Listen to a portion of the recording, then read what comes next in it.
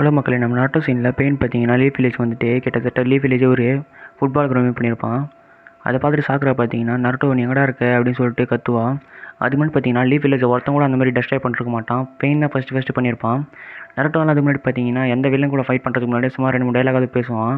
அது மாதிரி சீரிஸில் காட்டியிருப்பாங்க. பட்டு அந்த சேஜ் மோட் மாஸ்டர் பண்ணிட்டு வந்து இறங்குனதுக்கப்புறம் ஒரு ப்ரெசன்ஸை காட்டுவான் பாருங்க. கிட்டத்தட்ட டைலாகே கிடையாது, இது வரைக்கும் போதும் நடந்தது, அடிச்சுட்டு தானே பேசுவான் அப்படின்னு சொல்லிட்டு இறங்கினவனே ஒரு பெயினை போட்டு தள்ளுவான் ரசிகனில். அந்த சீனில் பார்த்து செம்ம கூஸ்பம்ஸாக இருக்கும். அது மட்டும் இல்லாமல் எவ்வளோ ஆர்க் இருந்தால் கூட இந்த ஆர்க்குக்கு ஏன் அவ்வளோ ஃபேன்ஸ் அதிகம்னா அது பார்த்தவங்களுக்கு மட்டும் தான் புரியும். கிட்டத்தட்ட ஒவ்வொரு சீனையும் சும்மா செதுக்கி வச்சுருப்பாங்க. அது மாதிரி நரோட்டோவில் நிறைய சீனில் மொட்டால் மாரி காட்டியிருப்பாங்க. பட் இந்த ஆர்க்கில் அவனோட இன்டெலிஜென்ஸ் காட்டியிருப்பான் பாருங்க.